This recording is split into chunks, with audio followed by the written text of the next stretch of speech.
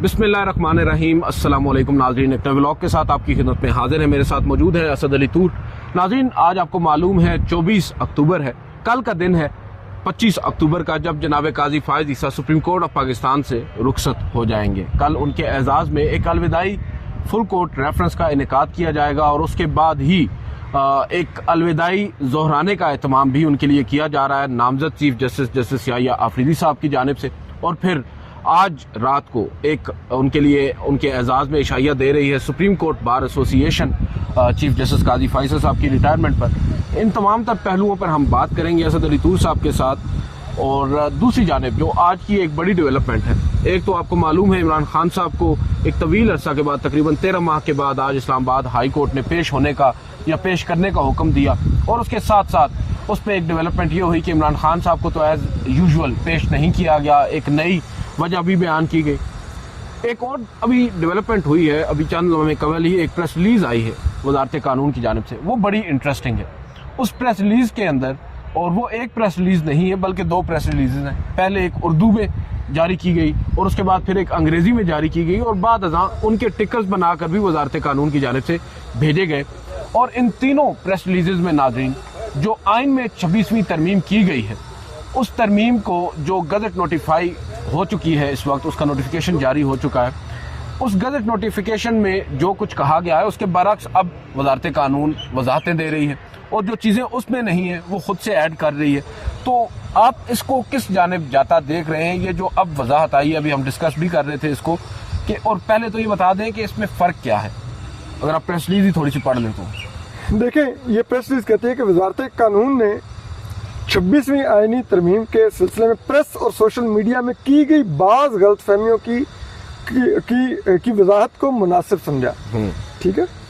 और फिर वो कहते हैं दस्तूर के आर्टिकल 175A(2) के मुताबिक जुडिशल कमीशन ऑफ पाकिस्तान अब 13 अरकान पर मुश्तमिल है। कमीशन अपने पहले इजलास में अदालत उज़्मा के आईनी बेंचों की तश्कील के लिए आर्टिकल 191A के मफहूम में जजों को नामजद करेगा। नामजद जजों में से सीनियर तरीन जज को आईनी बेंचों का सबसे सीनियर जज होगा।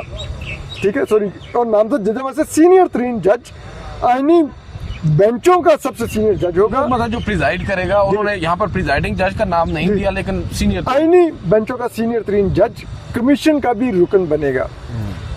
अगर वो पहले ही कमीशन का रुकन है तो आईनी बेंचों का अगला सीनियर जज कमीशन का रुकन बनेगा। अब नाज़रीन यहाँ पर असद तूर साहब रुकिएगा, जो ये कहा जा रहा है कि अगर जो आईनी बेंच का सरबराह है वो कमीशन का पहले से ही रुकन है, तो फिर उसके बाद जो आईनी बेंच का सीनियर तरीन जज होगा उस सरबराह के बाद वो कमीशन का रुकन बन जाएगा। यहाँ पर ये कहा जा रहा है इस वजाहत के अंदर, जो कि मुझे नहीं लगता कहीं पर मांगी गई थी वजाहत। हाँ, यहाँ तक ज़रूर आई थी कि ये वाज़े नहीं था उस आईनी तरमीम के अंदर कि आपने एक जुडिशल कमीशन फॉर्म कर दिया 13 रुकनी, मगर उस जुडिशल कमीशन में आपने जो कॉन्स्टिट्यूशनल बेंच है उसके हेड को भी मेंबर बना दिया।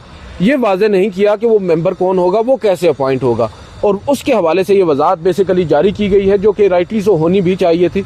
मगर जो अब इस पर एक नया ट्विस्ट आया है वो ये आया है, यहाँ पर ये कह रहे हैं कि अगर जो सीनियर तरीन जज या कॉन्स्टिट्यूशनल बेंच का हेड जुडिशल कमीशन का मेंबर ऑलरेडी होगा, इसका मतलब ये है कि चीफ जस्टिस जो होंगे, चीफ जस्टिस ऑफ पाकिस्तान, और दो सीनियर तरीन जजेस, यानी 3 सीनियर तरीन जजेस, यानी जस्टिस मुनीब अख्तर हों, जस्टिस याहिया आफरीदी हों, जस्टिस मंसूर अली शाह हों, इनके अलावा वो ये कह रहे हैं कि अगर ये तो ऑलरेडी मेंबर हैं, अमीनुद्दीन खान तक होंगे, अमीनुद्दीन खान तक, अगर ये मेंबर, ये क्योंकि पहले ही मेंबर हैं जुडिशल कमीशन के, और अगर इनमें से कोई कॉन्स्टिट्यूशनल बेंच का हेड बन जाता है तो फिर ये कह रहे हैं कि उस कॉन्स्टिट्यूशनल बेंच को, जो बेंच में शामिल पहले से जजेस हैं, उनमें से जो सीनियर तरीन जज होगा सरबराह के बाद वो मेंबर बन जाएगा जुडिशल कमीशन का। जबकि जो आइन में तरमीम की गई है उसके अंदर बिल्कुल ही मुख्तलिफ कहानी। उसके अंदर ये कहा जा रहा है कि जो कमीशन होगा, कमीशन का रुकन होगा सरबराह आइनी बेंच, और फिर अगर आइनी बेंच का सरबराह ऑलरेडी कमीशन का मेंबर होगा तो फिर जो मोस्ट सीनियर जज होगा उन तीनों को छोड़कर, नहीं, वो सुप्रीम कोर्ट में, अब गजट की बात कर रहा हूँ, सुप्रीम कोर्ट में जो सीनियर तरीन जज होगा यानी चौथे नंबर पर, 3 तो ऑलरेडी कमीशन का हिस्सा हो चुके हैं, जो चौथे नंबर पर होगा वो उस जुडिशल कमीशन का मेंबर होगा। अब ये यहाँ पर फर्क ये है कि जो आइन में तरमीम की है इन्होंने, उसमें ये कहा जा रहा है कि सुप्रीम कोर्ट का जो बाकी जज रह जाता है, जो जुडिशल कमीशन का अभी तक मेंबर नहीं है, वो मेंबर बन जाएगा जुडिशल कमीशन का। यहाँ पर ये कह रहे हैं वजाहत के अंदर, जो गैर ज़रूरी है, मैं इस वजह से कह रहा हूँ क्योंकि इसके बारे में कोई इबाम मौजूद ही नहीं है, उसको जानबूझकर इबाम पैदा किया जा रहा है कि जो कॉन्स्टिट्यूशनल बेंच का आइंदा सीनियर जज होगा, यानी सीनियर तरीन के बाद जो जज होगा सीनियर, उसको रुकन बना दिया जाएगा जुडिशल कमीशन का। ये इतना कंफ्यूजिंग कर दिया गया है कि अब इसके ऊपर हमें पहले ये लगा कि शायद ये टाइपो मिस्टेक हो गई है। हम 4-5 लोग बैठे थे एक जगह पर, हमने देखा उर्दू की प्रेस रिलीज आई और हमने बारी बारी सब ने पढ़ी और फिर हमने गजट नोटिफिकेशन निकाला और पूरा फर्क देखा और तमाम लोग ही मुत्तफिक हैं कि यहाँ पर एक भंड हो गया है हमारी वजारत कानून से, जो कि वजारत कानून व इंसाफ है। फिर थोड़ी ही देर के बाद जब हमने उसके ऊपर थोड़ी सी गुफ्तगू की, एक और प्रेस रिलीज आई और वो अंग्रेजी में थी। हमें लगा कि शायद उर्दू में उसको सही तरह से बयान नहीं कर सके, अंग्रेजी में ट्रांसलेट सही नहीं हुई। अंग्रेजी में भी माशाल्लाह से एज इट इज उसी चीज को बरकरार रखा गया और बाद टिकर्स भी उनके जारी किए गए ताकि मजीद कोई इबाम ना रहे। तो ये क्या आप समझते हैं, ये नालायकी है वजारत कानून व इंसाफ की, या उनकी अपनी जो बनाई गई तरमीम है उनके समझ में नहीं आ रही, या फिर वो जो लोग बात करते हैं कि अपनी खुद बनाई होती तो शायद उन्हें अंदाजा होता कि इसका मतलब क्या है? अदील, हमारी ये जो हुक्मरान जमातें हैं ना, पिछले कुछ अर्से 63 के जजमेंट के बारे में बहुत चीख रही थी कि जस्टिस मुनीब अख्तर ने री राइटिंग ऑफ कॉन्स्टिट्यूशन किया। इन्होंने इस प्रेस रिलीज में री राइटिंग ऑफ 26th अमेंडमेंट करने की कोशिश की है, ठीक है। और क्योंकि अपनी थी नहीं, कहीं और से मुसद्दा आया हुआ है, तो जाहिर बात है अगर आपकी अपनी हो तो आपको पता होता है कि मैं जो लिख रहा था कि मेरे दिमाग में क्या खाका था। और अगर मैंने दिल सरफराज ने मुझे पकड़ाई हो कि चलो बेटे, और मैंने जाके कौमी असम्बली में पेल दी हो, मेंबरान अगवा करवा के वोट करवा लिया हो, तो फिर मुझे भी नहीं होता मैंने क्या रहा। और जाहिर बात है जिन्होंने बनाया इट मीन्स उनको आइन का नहीं पता था, ठीक है। उन्होंने शायद सिर्फ आर्मी एक्ट ही पढ़ा हुआ था, उनको आइन पाकिस्तान का नहीं पता था, तो फिर उन्होंने एक ऐसी तरमीम लिख दी। अब ये यहाँ पे गए फंस, जब फंस गए हैं तो अब आप अंदाजा कीजिए इस मुल्क का लॉ मिनिस्टर कितना कॉम्पिटेंट है, आज़म नज़ीर तारिक। आप यहाँ से अंदाजा लगा लीजिए कि हमारे टैक्स पेयर के पैसों से, ठीक है, जो इतनी भारी मराहत पर तैनात लॉ मिनिस्टर है, जिसके पास इतना इख्तियार है, ठीक है, वो शख्स कितना कॉम्पिटेंट है कि उसने यकीनन ये प्रेस रिलीज पढ़ी होगी ना, उसके पास जैसे किसी ने भी लिखी होगी लेके जाओ के लिए, तो उनके पास ही गई होगी, या मोस्ट लाइकली उन्होंने डिक्टेट करवाई होगी, ठीक है। इन केस उन्होंने डिक्टेट करवाई लेकिन अप्रूव तो की होगी, ठीक है। अव्वल तो उन्हीं को डिक्टेट करवानी चाहिए, उनकी मिनिस्ट्री का मौकफ है और ये उनका बेबी है बकौल उनके। यस, यकीन करें ये वो वाला बेबी है, बहुत से लोगों की बेबी अब उनको कहती होंगी मैं आज के बाद बेबी नहीं कहना आपने, अगर बेबी के नाम पे ये चवल मारी जाती है। तो ये आप अंदाज़ा कीजिए कि ये उनकी कॉम्पिटेंस है आज़म नज़ीर तारिक साहब की। मतलब आई एम अमेज्ड कि ये शख्स, और फिर ये सुर्खेल भी हैं किसके, आसमा जहांगीर ग्रुप के, जिनकी मादरत के साथ इन्होंने ये तरमीम करके और पिछले कुछ अर्से में जो इन्होंने आज़ादी इज़हार राय के साथ करवाया, जिस किस्म की कानून साजियाँ इन्होंने करवाई हैं, इन्होंने उनकी कब्र का सौदा किया बाकायदा इस्टेब्लिशमेंट के साथ, बेच दी उनकी कब्र की मिट्टी इन्होंने, ठीक है। ये जो इंडिपेंडेंट ग्रुप के अब करता धरता है, ये माजरत के साथ आसमा जहांगीर के कफन चोर हैं।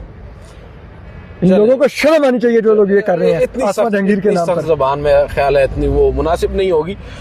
अब आते हैं ना इस मामले के ऊपर कि चले ठीक है ये तरमीम हो गई, मुझे तो अभी तक ये समझ नहीं आ रही। हम लोग एज जर्नलिस्ट ना हमेशा खबर की ताक में होते हैं कि इसमें खबर क्या है, मैं अभी तक समझ नहीं पा रहा। मुझे अभी भी ये लगता है कि ये शायद गलती ही हुई है उनसे, क्योंकि इसके अलावा कोई मकसद मुझे नज़र नहीं आ रहा कि वो इससे क्या हासिल कर सकते हैं। हो सकता है हम लोग काफ़ी नाअहल हैं, हमें समझ में नहीं आ रहा कि हम इस जो एक जानबूझकर की गई चीज़ को शायद गलती समझ रहे हैं, मगर ये वाज़ेह होगा। और मैं तो ये समझता हूँ कि जो वजाहत की जा रही है उसके ऊपर जैसे काजी फैसला करते रहे, अब एक और वजाहत होगी तभी ये मामला सुलझेगा। अदरवाइज एक और सवाल ये भी कई लोग पूछते हैं कि अब अगर लेट से एक गलती हो गई है तो इसको तब्दील कैसे किया जाएगा। वो तब्दील अब सिर्फ 2 तिहाई के बगैर तो मेरा नहीं ख्याल मुमकिन हो। गजट नोटिफाई हो चुका है, पेपर बुक्स छप चुकी हैं, अब बाकायदा तौर पर ये आइन का हिस्सा बन चुकी है 26वीं आइनी तरमीम।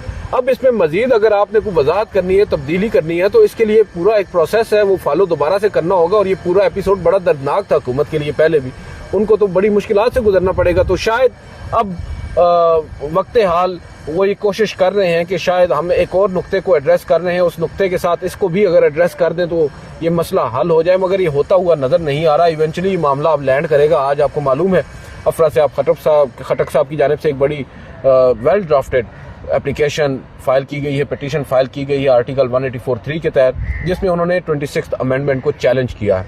और बताया यही जा रहा है कि उनकी तवक्कुआत बहुत ज़्यादा हैं। वो ये समझते हैं कि जो नामजद चीफ जस्टिस हैं, जस्टिस याहिया अफरीदी साहब, वो इस मामले को टेकअप करेंगे। अब मुझे ये बताएं, जस्टिस याहिया अफरीदी साहब लेट से आते हैं as chief justice of Pakistan, तो वो इस मामले को कैसे टेकअप कर सकते हैं? और क्या आपको नज़र आ रहा है कि वो ऐसा करेंगे, या आपको लगता है कि वो भी बस अब डंग टपाऊ प्रोग्राम ही चलाएंगे? अगर डंग टपाऊ चलाना है तो उनको 3 साल टपाने हैं। यहाँ पर तो काजी फैसला साहब के 13 जनवरी के बाद आखिरी 10 माह जिस तरह के उनके डंग टपे हैं ना, वो चीखें अपने कोर्ट रूम में उनकी सुनी है। ठीक है, तो अगर इनको लगता है कि डंग टपा लेंगे तो इस्टेब्लिशमेंट ने इनको घोड़ा तो दे दिया तैयार करके 26वीं आईनी तरमीम का, उस पर बैठे उस घोड़े को भगाएं, फिर मैदान खुला है। ठीक है, हम फिर उस जिस तरह घोड़े को भगा रहे होंगे ना, फिर हम उस पर कमेंट्री करेंगे। ठीक है, तो मुझे तो बहुत खुशी होगी अगर ये उस घोड़े को भगाएंगे तो। ठीक है, we will wait for that day. लेकिन जहाँ तक बात रहेगी कि इस पिटीशन को टेकअप करने का क्यों नहीं उनको बनाना चाहिए इसके ऊपर एक फुल कोर्ट, जब एक लकूना आ गया। ठीक है, और फिर दूसरी बात यह है कि जब ये कह दिया गया उस पिटीशन के अंदर, जो अफरासियाब खटक साहब की है, वो बड़े ज़बरदस्त वकील हैं, ख्वाजा अहमद हुसैन साहब, उनकी साहबजादी भी बड़ी काबिल हैं, डॉन में लिखती भी हैं, रिदा हुसैन साहबा। तो उन्होंने बड़ी ज़बरदस्त पिटीशन ड्राफ्ट की है, दे अंडरस्टैंड द कॉन्स्टिट्यूशन। ठीक है, तो वो ये कह रहे हैं कि भाई आईनी अदालत में हमारी पिटीशन नहीं लग सकती, क्योंकि आईनी अदालत के वजूद को ही तो हम आईनी बेंच के वजूद को ही तो हम चैलेंज कर रहे हैं। तो फिर कहाँ पे और लगेगी?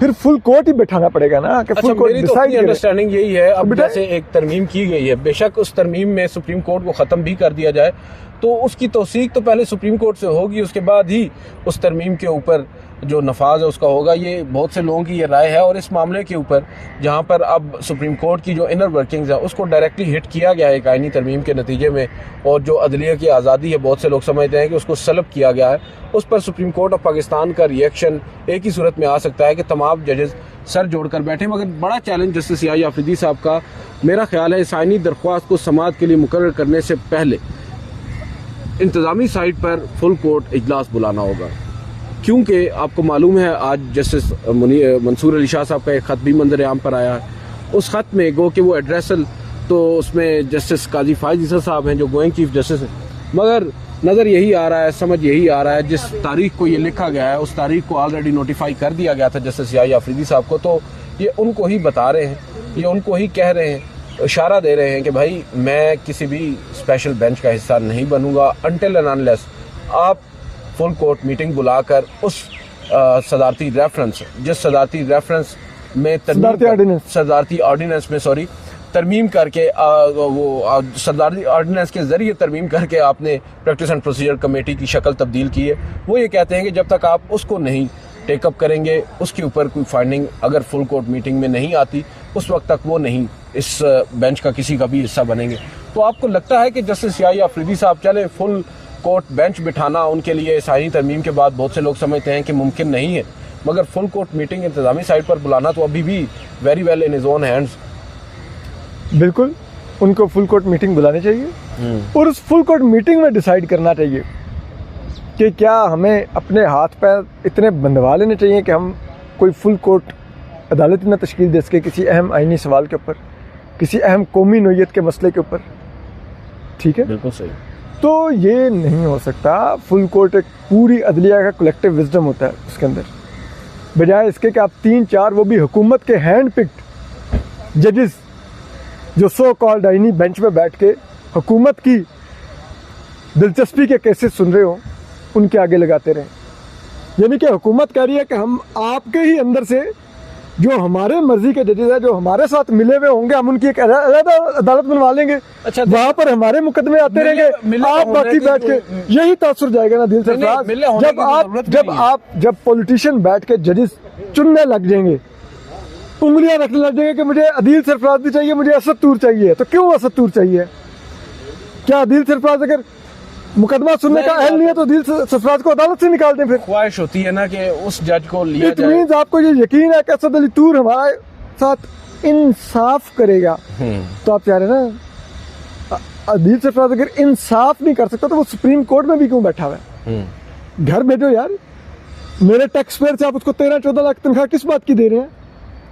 वाई घर भेजे? बिल्कुल सही है। तो ये मजाक नहीं, बड़ा भोंडा मजाक है आप जो कर रहे हैं। और आपको लग रहा है कि चीज़ें यूं चलेंगी। भाई यूएन कह रही है आपको, अक़वाम मुत्तहिदा कह रही है कि आपने अपना अदालती निज़ाम अंडरमाइन कर दिया इस 26वीं आईनी तरमीम से। जो ज्यूरिस्ट की आलमी तंजीम है वो कह रही है कि आपने अदालती ढांचा तबाह कर दिया इससे। ठीक है, तो आप सोचे ना कि मुल्क के अंदर तो आपकी अदलिया की साख जो तबाह हुई आलमी तौर पर ख़त्म हो गई है इस 26वीं आईनी तरमीम से।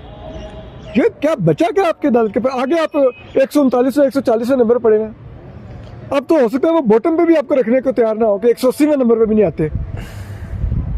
ठीक है, वो कहेंगे नहीं भाई आप कुछ और ही करते हैं, ये अदालती निज़ाम कहलाते नहीं जो आप कर रहे हैं। इसमें एक और चीज़ भी है ना, मैं समझता हूँ जो फुल कोर्ट बुलाना इस वक्त ज़रूरी इस वजह से भी है कि जस्टिस याही आफरीदी साहब को, इन तमाम जज साहिबान को वो कॉन्फिडेंस भी देना होगा जो लैक किया है जस्टिस काजी फाइज साहब के दौर में। जो जज साहिबान एक तन्हाई का शिकार हुए हैं गुज़िश्ता तकरीबन 11 से 12 माह के दौरान, जब काजी फाइज ईसा साहब एक सरबराह के तौर पर सुप्रीम कोर्ट में मौजूद तो थे, मगर वो बड़ेपन का मुजाहरा नहीं किया गया उनकी जानिब से जो होना चाहिए था अपेरेंटली।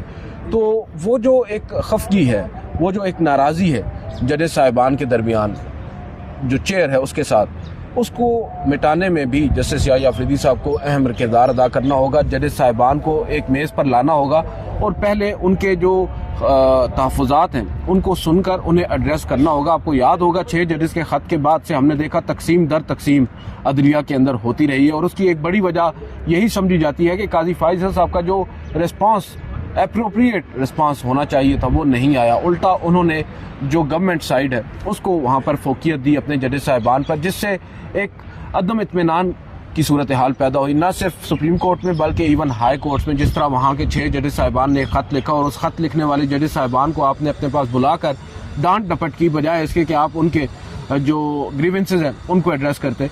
इस सब में मैं समझता हूँ कि जस्टिस याही आफरीदी साहब इंतज़ामी साइड पर कम से कम सबसे पहला काम ये कर दें अगर, कि तमाम जज साहिबान को बुलाएं, उनसे पूछें, उनके मसाइल पूछें, उनके जो तहफ़्फ़ुज़ात हैं उनसे आगाही लें, और फिर उसके बाद अपने मामलात को आगे अगर बढ़ाते हैं जुडिशल साइड पर, तो फिर शायद कुछ एक बेहतर शक्ल हमें अदलिया की नज़र आएगी। देखिए अदील, काजी फैसा ने अपनी साथी जजेस का एतमाद कहाँ पे खोया था? उस 6 जजेस के लेटर पर खोया था। ठीक है, तो अब वो 6 जजेस का लेटर किसके खिलाफ था? इसी एग्जीक्यूटिव के खिलाफ था, इसी एग्जीक्यूटिव की मातहत एजेंसियों के खिलाफ था। बिल्कुल। और इसी एग्जीक्यूटिव की हुई आईनी तरमीम जो मुकम्मल तौर पर बदनीति पर मबनी नज़र आती है, उससे फ़ायदा उठा के अगर आप चीफ जस्टिस बने हैं तो क्या आपको जजेस का एतमाद हासिल होगा? नहीं होगा। ये एतमाद आपको अगर हासिल करना है तो ये नहीं कि ऊपर से आप सब जजेस को जाके चैम्बरों में मिलें और उनको इकट्ठे वो एंटी रूम में बैठ के साथ चाय पिलाएं और ये वो, तो आपको एतमाद हासिल होगा। आपके इक़दामात आपका एतमाद लुटाएंगे। ठीक है, और वो इक़दामात में मैं बड़े जैसे कहते हैं ना, एहतराम से ये कहूँगा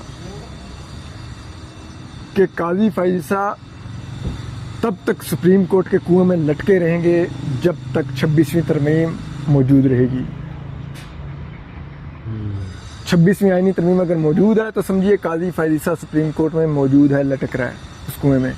तब तक पानी ना पाक होगा ना उससे बू जाएगी, ये बात याद रखिए। और ना ही तब तक जस्टिस याही आफरीदी वो लेजिटिमेसी उनकी लेजिटिमेसी होगी और ना ही उनकी कोई उस तरह साख होगी। ये बात याद रखिएगा, ये साख वो नहीं हासिल कर सकते। वही बात है, जो असल एलिफेंट इन द रूम है उसको एड्रेस Yes, किए बगैर वो वो नहीं कर कैसे जस्टिफाई नहीं कर पाएंगे। बहरहाल देखते हैं, अब आइंदा आने वाले दिन मजीद हमें सूरत हाल वाजे होगी। आज का दिन भी बड़ा अहम है और कल भी बड़ी अहम खबरें आ सकती हैं। कल जस्टिस याहिया अफरीदी साहब जो खिताब करेंगे फुल कोर्ट रेफरेंस से, वो बहुत ज़्यादा इंपॉर्टेंट होगा। बहुत सी चीज़ें तो वहाँ से ही वाजे हो जाएंगी कि आइंदा आने वाले 3 सालों में अब क्या होगा। बहरहाल आज की इस वीडियो से इतना ही। मुझे असद अली तूर साहब को इजाज़त दीजिए। अल्लाह हाफ़िज़।